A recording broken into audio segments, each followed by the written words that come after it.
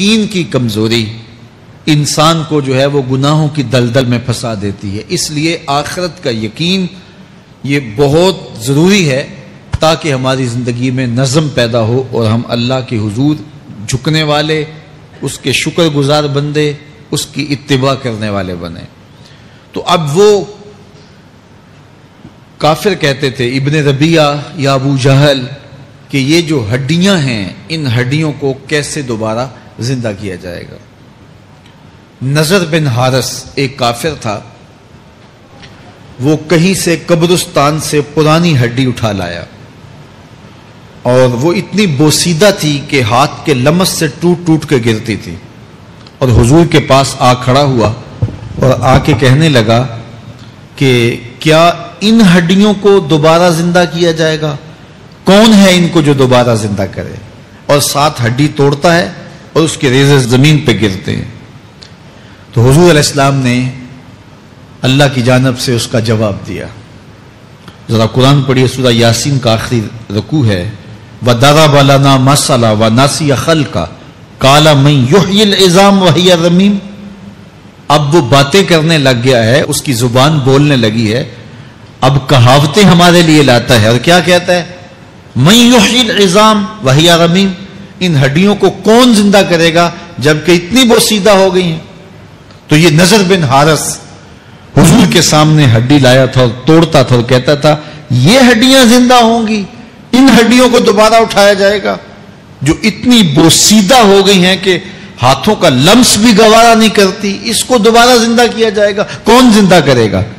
جواب سنو، قُلْ يُحْيِيهَا الَّذِي أَنشَأَهَا أَوَّلَ مَرَّةٍ. اے محبوب فرما دیجئے اب تو ہڈیاں موجود ہیں، جب ہڈیاں بھی نہیں تھی تو جس رب نے انسان بنایا ہڈیوں کو جوڑ کے نہیں بنا سکتا. اب تو میٹیریل موجود ہے جب میٹیریل بھی موجود نہیں تھا. هل أتى على الإنسان حين من الدهر لم يكن شيئا مذكورا. انسان پر وہ وقت بھی آیا ہے جب یہ قابل ذکر چیز ہی نہیں تھا، اس کا نقشہ نہیں تھا، اس کی صورت نہیں تھی، اس کا میٹیریل نہیں تھا، اس کا مادہ نہیں تھا. لیکن جس نے حضرت انسان بنایا، پانی کی بوند سے تخلیق کیا، تو اب کیا وہ ہڈیوں کو جوڑ کر انسان نہیں بنا سکتا؟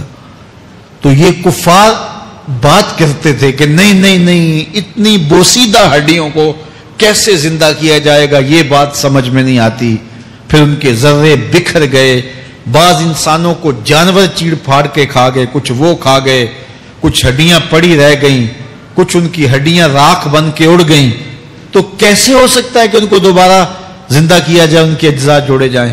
اب یہ عدی بن ربیعہ نے بھی یہی کہا. اللہ ارشاد فرماتا یحسب الانسان ان نجمع عظامہ. یہ آدمی گمان کرتا ہے، کہتا ہے کیا ہڈیوں کو دوبارہ زندہ کیا جائے گا؟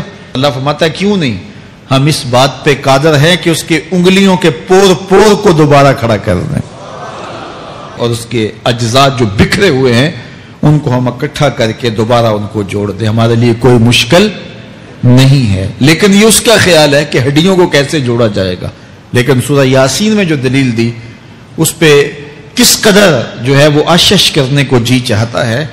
فرمایا کہ قُلْ يُحْيِيهَا الَّذِي أَنشَأَهَا أَوَّلَ مَرَّةٍ.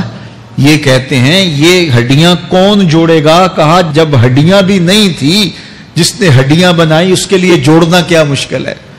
تو یہ عجیب تم نے بات کی. تو اللہ تعالیٰ جل شانہ قیامت کے دن ہمارے وجود دوبارہ اٹھائے گا اور اپنے حضور بندوں کو کھڑا کرے گا اور ان سے سوال پوچھے گا. یہ نہیں ہے کہ جو مرضی کرتے گئے. ایک آدمی نے ظلم کیا، جبر کیا، زیادتیاں کی، لوگوں کا حق لوٹا، لوگوں کا مال غصب کیا، عزتیں پامال کی، اور اتنا مؤثر تھا کہ عدالتیں وہ خرید لیتا تھا، کچہریاں وہ خرید لیتا تھا، پولیس وہ خرید لیتا تھا، کوئی سے پوچھنے والا نہیں تھا، اس کی بات چلتی تھی، اس کا فون چلتا تھا، اس کا رکا چلتا تھا، عیش و عشرت کی زندگی گزاری اور مر گیا. ہزاروں کے حق غصب کر کے، ہزاروں کا مال ہڑپ کر کے، لوگوں کی آبروئیں لوٹ کے مر گیا اور قبر میں چلا گیا. بس قصہ ختم. اب نہ وہ اٹھے گا نہ اس سے حساب لیا جائے گا. تو پھر انصاف کہاں گیا؟ ایک عدالت ایسی ہونی چاہیے کہ جس عدالت میں اس کو بھی پکڑا جائے اور ٹکٹکی پہ باندھا جائے کہ دنیا پر تو کسی نے تجھے پکڑا نہیں، آ اس عدالت میں تیرے خلاف سلطانی گواہ بھی موجود ہیں اور تجھے گناہوں کا جرم کا بدلہ بھی دیا جائے گا، اور منصف جو ہے وہ انصاف کرے اور ان مظلوموں کو کھڑا کیا جائے کہ دنیا پر تو تمہاری داد رسی کسی نے کی، اس دربار میں تمہاری پوری پوری داد رسی کی جائے گی۔ عقل مانتی ہے کہ ایک ایسا دربار ہونا چاہیے، ایسا احتسابی عمل ہونا چاہیے، ایک ایسی عدالت لگنی چاہیے کہ جس کا کہیں جسے انصاف نہیں ملا اس کو وہاں جا کے انصاف ملے، اور وہ دن قیامت کا دن ہے۔ اس کا یقین زندگی میں نظم پیدا کر دیتا ہے، اور تھر تھر بدن کانپتا ہے کہ آج اگر ہم مؤثر بھی ہو جائیں اور کسی کے سامنے جواب دے نہ ہو، لیکن ایک عدالت تو ہے جہاں ہم نے جواب دہ ہونا ہے اور اپنے ایک ایک عمل کا حساب دینا ہے۔